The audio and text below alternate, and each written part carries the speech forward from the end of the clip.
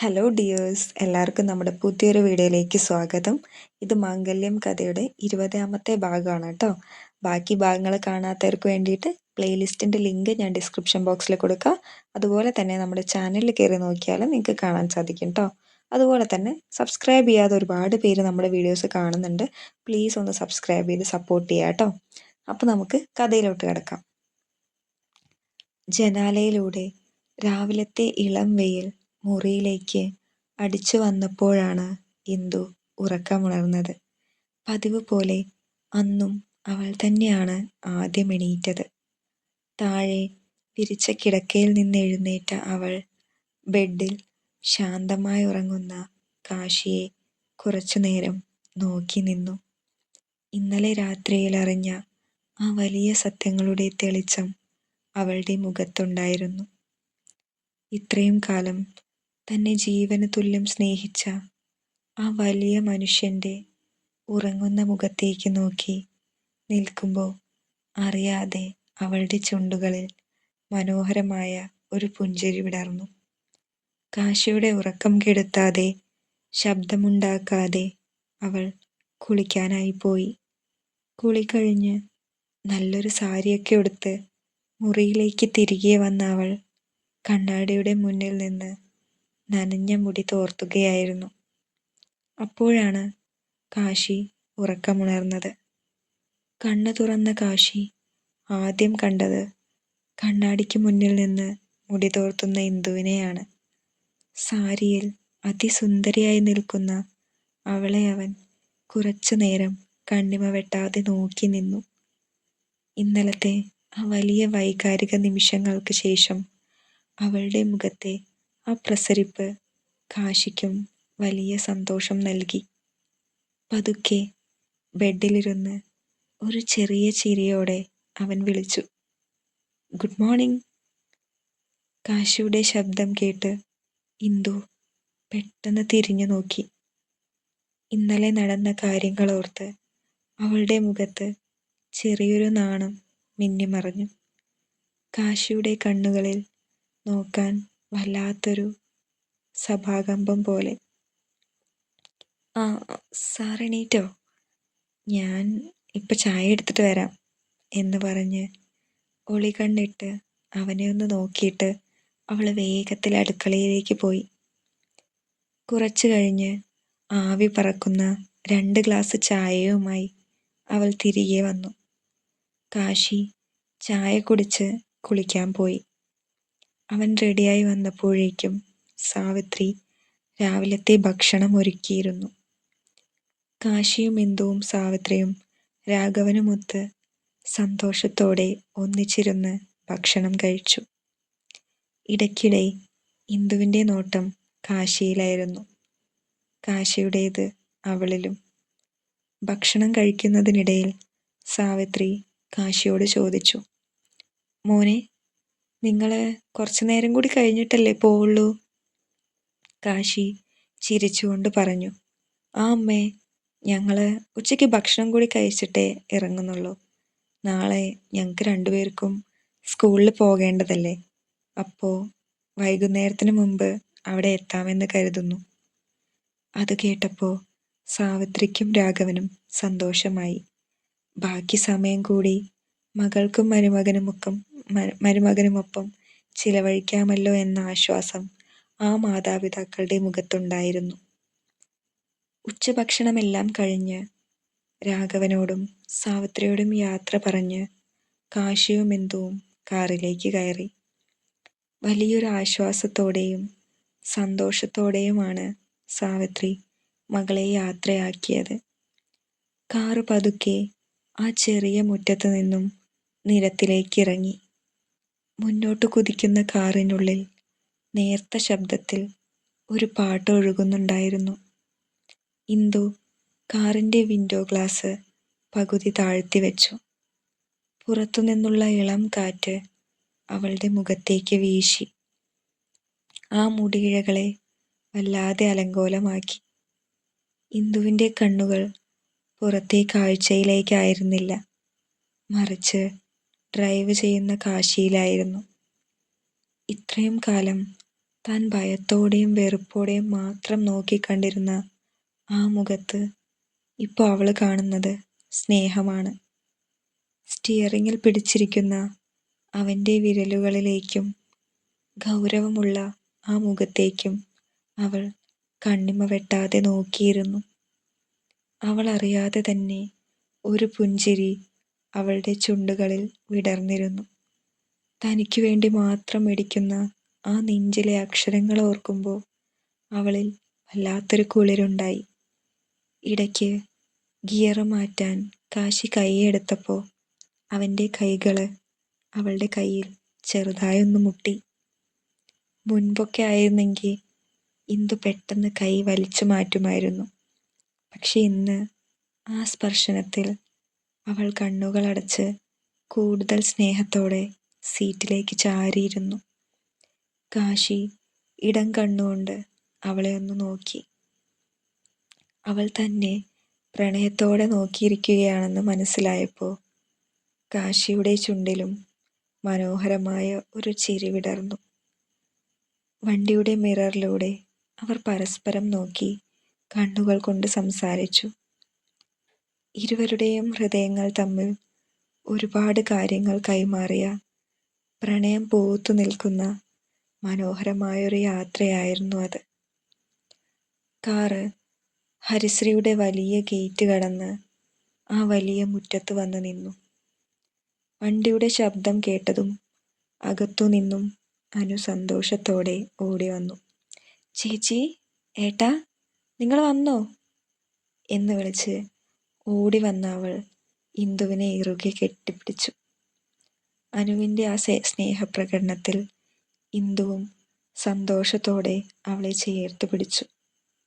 കാശി ചിരിച്ചുകൊണ്ട് അനുവിൻ്റെ തലയിൽ ഒന്ന് വാത്സല്യത്തോടെ തലോടി. അപ്പോഴേക്കും ഉമ്മറത്തേക്ക് ജാനകിയും മുത്തശ്ശിയും മാധവനും ഇറങ്ങി വന്നിരുന്നു. കാശിയെയും ഇന്ദുവിനെയും ഇത്രയും സന്തോഷത്തോടെ ഒരുമിച്ച് കണ്ടപ്പോൾ അവരുടെ എല്ലാ മുഖത്ത് വലിയൊരു ആശ്വാസം നിറഞ്ഞു. യാത്ര ചെയ്ത് രണ്ടുപേർക്കും നല്ല ക്ഷീണം ഉണ്ടാവും. വേഗം അകത്തേക്ക് വാ മക്കളെ, മുത്തശ്ശി സ്നേഹത്തോടെ വിളിച്ചു. ജാനകിയും മാധവനും നിറഞ്ഞ ചിരിയോടെ അവരെ അകത്തേക്ക് സ്വാഗതം ചെയ്തു. എന്നാൽ ഈ സന്തോഷങ്ങളൊന്നും ഒട്ടും സഹിക്കാനാവാതെ ഉമ്മറത്തെ വലിയ തൂണിന് മറവിൽ നിൽക്കുകയായിരുന്നു കാശിയുടെ വലിയമ്മ ശാരദ. എല്ലാവരും അവരെ സ്നേഹത്തോടെ സ്വീകരിക്കുന്നത് കണ്ടപ്പോൾ ശാരദയുടെ മുഖം ദേഷ്യം കൊണ്ട് ചുവന്നു. രാത്രി ഭക്ഷണമെല്ലാം കഴിഞ്ഞ് ഇന്ദു റൂമിലെത്തി കിടക്കാൻ തയ്യാറെടുക്കുകയായിരുന്നു. അപ്പോഴാണ് കാശി അവിടേക്ക് വന്നത്. താൻ കിടന്നോ? എനിക്ക് ലാപ്പിൽ കുറച്ച് വർക്ക് തീർക്കാനുണ്ട്.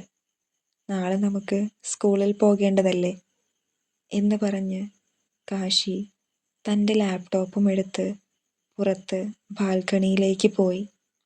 ഓക്കെ സർ എന്ന് മറുപടി നൽകി ഇന്ദു കിടക്കയിലേക്ക് വീണു. ബാൽക്കണിയിലെ ഇളം കാറ്റിലിരുന്ന് ജോലി ചെയ്യുമ്പോഴും കാശിയുടെ ചിന്തകളിൽ മുഴുവൻ അവളായിരുന്നു. അങ്ങനെ ആ രാത്രി കടന്നുപോയി. പിറ്റേ ദിവസം രാവിലെ കുളിയൊക്കെ കഴിഞ്ഞ് ഇന്ദു റൂമിൽ ഒരുങ്ങുകയായിരുന്നു. കാശി ആ സമയം മുറിയിലുണ്ടായിരുന്നില്ല. അവൻ പുറത്തെവിടെയോ ആയിരുന്നു. മുറിയുടെ വാതിൽ ഉള്ളിൽ നിന്ന് ലോക്ക് ചെയ്യാൻ ഇന്ദു മറന്നുപോയിരുന്നു. കണ്ണാടിക്ക് മുന്നിൽ നിന്ന് ബ്ലൗസും സ്കേർട്ടും മാത്രം ധരിച്ച് അവൾ സാരി ഉടുക്കാനായി തുടങ്ങുകയായിരുന്നു. പെട്ടെന്നാണ് യാതൊരു മുന്നറിയിപ്പുമില്ലാതെ കാശി വാതിൽ തുറന്ന് അകത്തേക്ക് കയറി വന്നത്.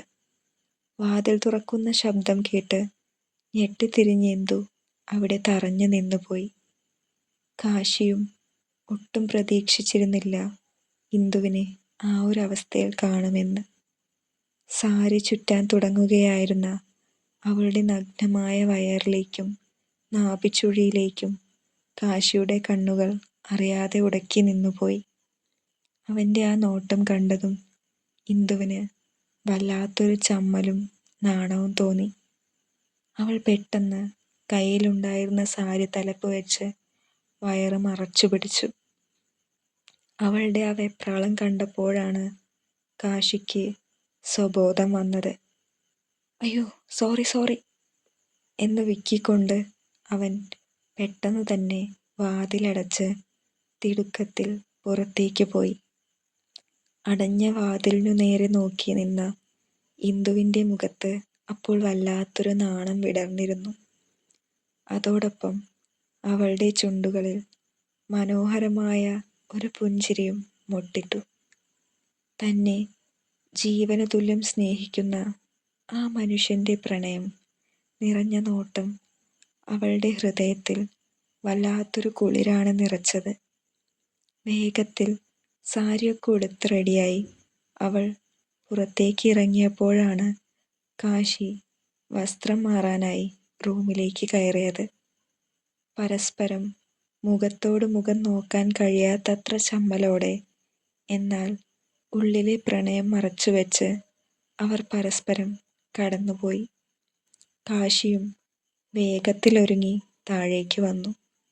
പിന്നെ ഇരുവരും ഒരുമിച്ച് കാറിൽ സ്കൂളിലേക്ക് യാത്ര തിരിച്ചു. രാവിലത്തെ ആ സംഭവത്തിന് ശേഷം കാറിലെ യാത്രയിലുടനീളം പരസ്പരം മുഖത്ത് നോക്കാൻ രണ്ടുപേർക്കും വല്ലാത്തൊരു മടിയും നാണവും ഉണ്ടായിരുന്നു. രണ്ടുപേരും ഒന്നും മിണ്ടിയില്ലെങ്കിലും ആ മൗനത്തിൽ പോലും വലിയൊരു പ്രണയം ഒളിഞ്ഞു കിടപ്പുണ്ടായിരുന്നു. കാറ് സ്കൂൾ മുറ്റത്ത് വന്നു നിന്നു. ഇരുവരും വണ്ടിയിൽ നിന്നിറങ്ങി. പ്രിൻസിപ്പാളിൻ്റെ റൂമിലേക്ക് നടക്കാൻ തുടങ്ങുന്നതിന് മുൻപ് കാശി തിരിഞ്ഞ് ഇന്ദുവിനെ നോക്കി അർത്ഥഗർഭമായി ഒന്ന് പുഞ്ചിരിച്ചു. ആ നോട്ടം നേരിടാനാവാതെ ഇന്ദു മുഖം വെട്ടിത്തിരിച്ച് നിലത്തേക്ക് നോക്കി നിന്നു. അവളുടെ മുഖം നാണം കൊണ്ട് ചുവക്കുന്നത് കണ്ട് ചെറുചിരിയോടെ കാശി വേഗത്തിൽ തൻ്റെ റൂമിലേക്ക് നടന്നുപോയി. കാശി പോയതും ഇന്ദു സാവധാനം സ്റ്റാഫ് റൂമിലേക്ക് നടന്നു. അന്ന് പതിവിലും സുന്ദരിയായിട്ടാണ് ഇന്ദു ഒരുങ്ങിയിരുന്നത്. അവളുടെ മുഖത്ത് ഇന്നുവരെയില്ലാത്ത വല്ലാത്തൊരു പ്രസരിപ്പും തിളക്കവും ഉണ്ടായിരുന്നു. ഉള്ളിലെ പ്രണയം അവളുടെ മുഖത്ത് വല്ലാത്തൊരു ഭംഗി നൽകിയിരുന്നു. സ്റ്റാഫ് റൂമിലേക്ക് കയറി വന്ന ഇന്ദുവിനെ കണ്ടതും മീരയുടെ കണ്ണുകൾ വിടർന്നു.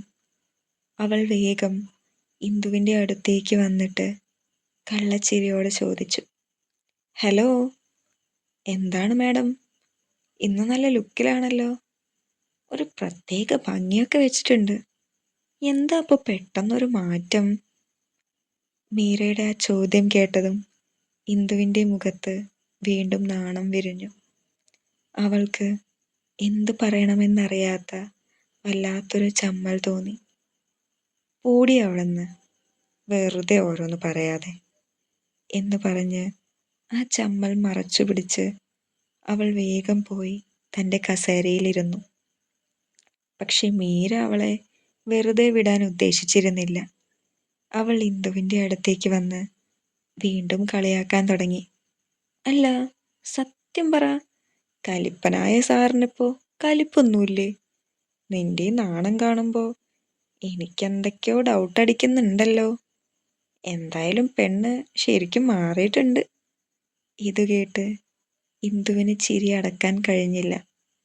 അവൾ ചിരിച്ചുകൊണ്ട് മീരയുടെ കയ്യിലൊന്ന് പതുക്കെ അടിച്ചു. മീര വീണ്ടും എന്തോ ചോദിക്കാൻ വായ തുറന്നതും ക്ലാസ് തുടങ്ങാനുള്ള നീളത്തിലുള്ള ബെല്ലടിച്ചു. അതോടെ ആ സംസാരം അവിടെ നിന്നു. ബെല്ലടിച്ചതോടെ ഇരുവരും തങ്ങളുടെ പുസ്തകങ്ങളും എടുത്ത് ചിരിച്ചുകൊണ്ട് വേഗത്തിൽ ക്ലാസ്സുകളിലേക്ക് നടന്നു. ക്ലാസ്സിൽ വളരെ ശ്രദ്ധയോടെ കുട്ടികളെ പഠിപ്പിക്കുകയായിരുന്നു ഇന്ദു. സംസാരിക്കുന്നതിനിടയിൽ വല്ലാതെ തൊണ്ടയിലൊരു കരകരപ്പ് അനുഭവപ്പെടുകയും അവൾ നിർത്താതെ ചുമയ്ക്കാൻ തുടങ്ങുകയും ചെയ്തു. ഇന്നലെ രാത്രി കാശിയുമൊത്തുള്ള ആ ബൈക്ക് യാത്രയിൽ പാടവരമ്പത്തൂടെ വന്നപ്പോൾ നല്ല മഞ്ഞും തണുപ്പും ഏറ്റിരുന്നു. അതിൻ്റെ തുടക്കമാണെന്ന് അവൾക്ക് മനസ്സിലായി. തൊണ്ടയിലെ അസ്വസ്ഥത വകവയ്ക്കാതെ ചുമ അടക്കിപ്പിടിച്ച് അവൾ വീണ്ടും ക്ലാസ് എടുക്കാൻ തുടങ്ങി. അപ്പോഴാണ് കാശി വരാന്തയിലൂടെ പതിവ് റൗണ്ട്സിനായി അവിടേക്ക് വന്നത്. ഓരോ ക്ലാസ്സും നിരീക്ഷിച്ച് നടന്നു വന്ന കാശിയുടെ കാൽവയ്പ്പുകൾ ഇന്ദുവിൻ്റെ ക്ലാസ്സിന് മുന്നിലെത്തിയതും പതുക്കെയായി. അവൻ ക്ലാസ്സിനുള്ളിലേക്ക് നോക്കുമ്പോൾ ഇന്ദു വീണ്ടും ചുമയ്ക്കുകയായിരുന്നു. ക്ലാസ് എടുക്കാൻ അവൾ വല്ലാതെ ബുദ്ധിമുട്ടുന്നത് കാശി ശ്രദ്ധിച്ചു. കുട്ടികളുള്ളതുകൊണ്ട് അങ്ങോട്ട് കയറി എന്തെങ്കിലും ചോദിക്കാൻ നിൽക്കാതെ വല്ലാത്തൊരു കരുതലോടെ അവളെ ഒന്നുകൂടി നോക്കിയിട്ട് അവൻ വേഗത്തിൽ തൻ്റെ ക്യാബിനിലേക്ക് നടന്നു നീങ്ങി. കുറച്ചു കഴിഞ്ഞപ്പോൾ ക്ലാസിൻ്റെ വാതിൽക്കൽ നിന്നൊരു വിളി കേട്ടു. മാഡം. ഇന്ദു തിരിഞ്ഞു നോക്കുമ്പോൾ സ്കൂളിലെ പ്യൂണായിരുന്നു അത്. ഇന്ദു വേഗം വാതിൽക്കലേക്ക് നടന്നു. അയാളുടെ കയ്യിൽ ചെറിയൊരു ഫ്ലാസ്കും ഒപ്പം ഒരു ഒഫീഷ്യൽ ലെറ്റർ പോലെ തോന്നിക്കുന്ന ഒരു കവറും ഉണ്ടായിരുന്നു.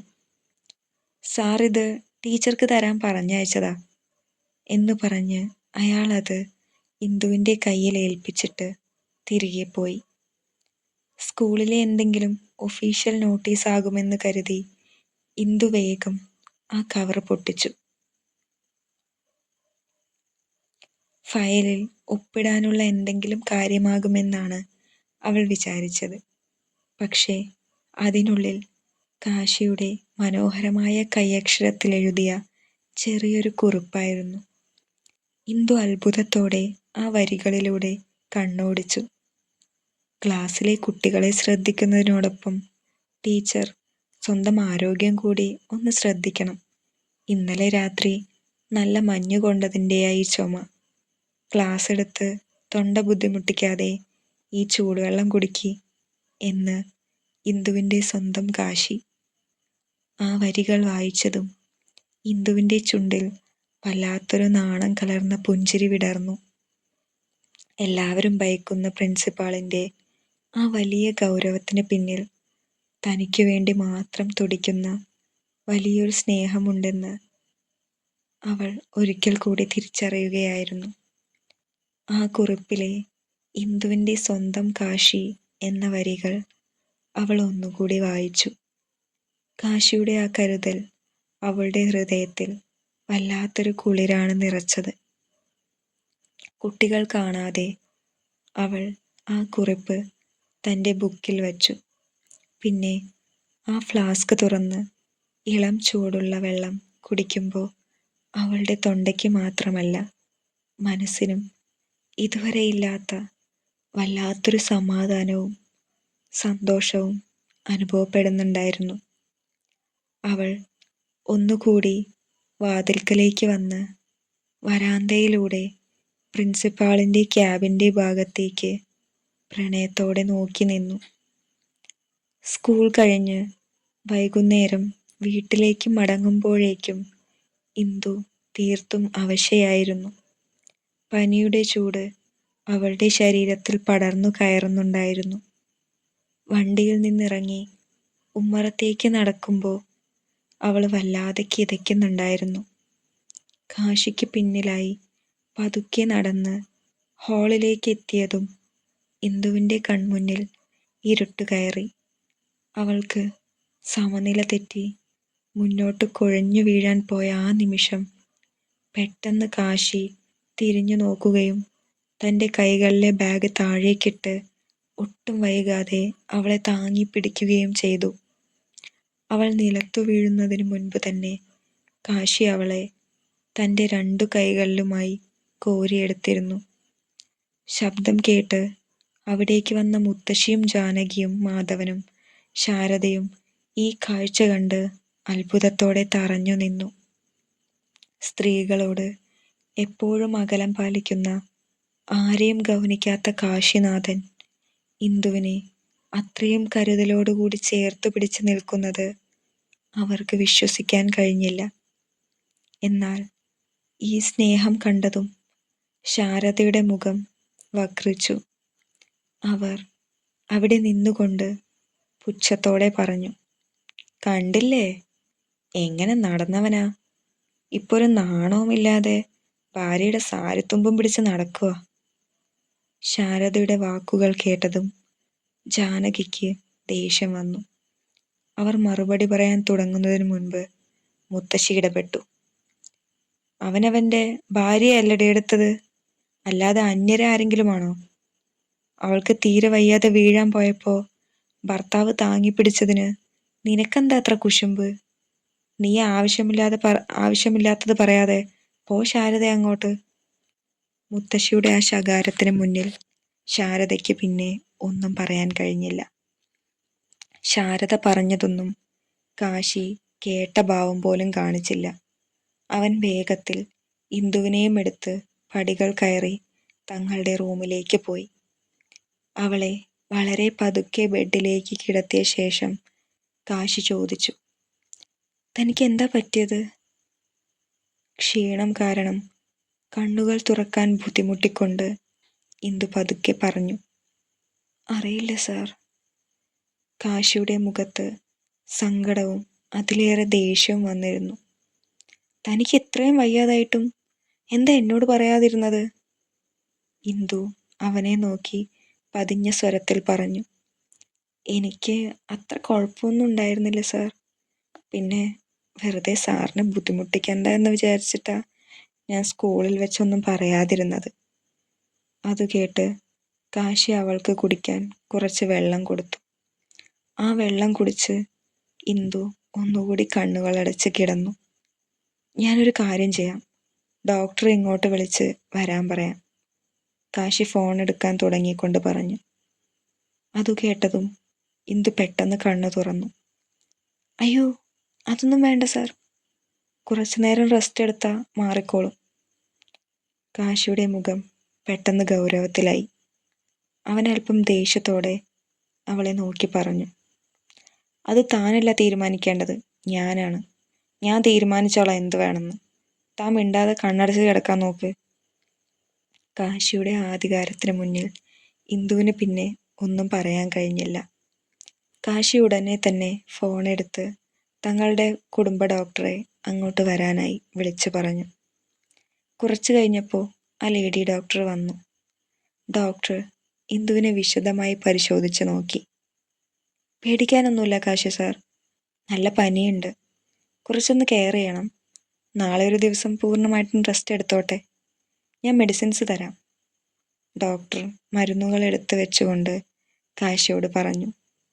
പ്രോപ്പർ റെസ്റ്റ് വേണം, അധികം ഹെവി ഫുഡൊന്നും ഇപ്പോൾ കഴിക്കണ്ട, ലൈറ്റായിട്ടുള്ള എന്തെങ്കിലും കൊടുത്താൽ മതി. ഓക്കെ മാഡം എന്ന് കാശി പറഞ്ഞു.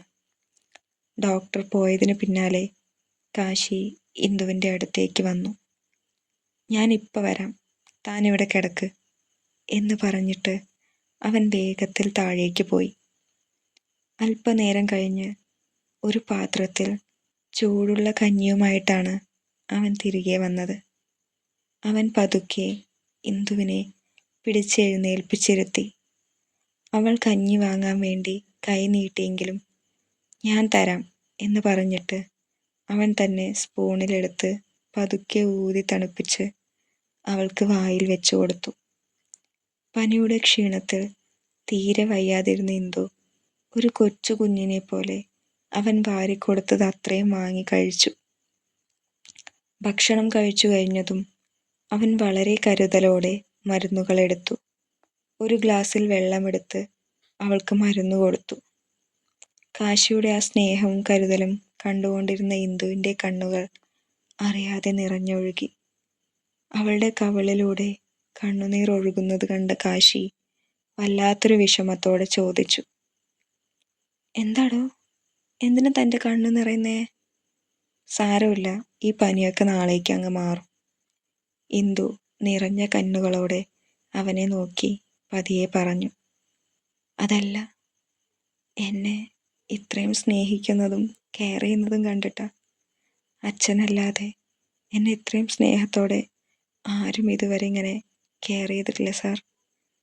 അവളുടെ ശബ്ദം ഇടറുന്നുണ്ടായിരുന്നു. കാശി പതുക്കെ ചിരിച്ചുകൊണ്ട് പറഞ്ഞു, സാരമില്ല, താനിപ്പോ അതൊന്നും ആലോചിച്ച് വിഷമിക്കണ്ട, വേഗം കണ്ണടച്ച് കിടന്നു എന്ന് പറഞ്ഞ് അവൻ തലയണയൊക്കെ നേരാക്കി അവളെ പതുക്കെ ബെഡിലേക്ക് കിടത്തി. നല്ല പോലെ പുതപ്പിച്ച ശേഷം അവൻ ആ ബെഡിൻ്റെ താഴെ ഇരുന്ന് അവളെ തന്നെ നോക്കിക്കൊണ്ടിരുന്നു. മരുന്നിൻ്റെയും പനിയുടെയും ക്ഷീണത്തിൽ ഇന്ദു പെട്ടെന്ന് തന്നെ ഗാഢമായ ഉറക്കത്തിലേക്ക് വഴുതി വീണു. ഉറങ്ങുന്ന അവളുടെ മുഖത്ത് നിന്ന് കണ്ണെടുക്കാതെ നോക്കിയിരുന്ന കാശിയും ആ ക്ഷീണത്തിൽ എപ്പോഴോ ബെഡിൻ്റെ അരികിലേക്ക് തന്നെ തലവെച്ച് അങ്ങനെ തന്നെ ഉറങ്ങിപ്പോയി. തുടരും. വീഡിയോ ഇഷ്ടപ്പെട്ട് കഴിഞ്ഞാൽ ലൈക്ക് ചെയ്യുക, അഭിപ്രായങ്ങൾ കമൻറ്റ് ചെയ്യുക, അതുപോലെ തന്നെ സബ്സ്ക്രൈബ് ചെയ്യാത്തവരൊന്ന് സബ്സ്ക്രൈബ് ചെയ്യുക കേട്ടോ. അതുപോലെ ഹൈപ്പ് കൊടുക്കാൻ പറ്റുകയാണെങ്കിൽ ഹൈപ്പ് കൂടി കൊടുക്കണേ. അടുത്ത ഭാഗമായിട്ട് നമുക്ക് നാളെ കാണാം. ബൈ.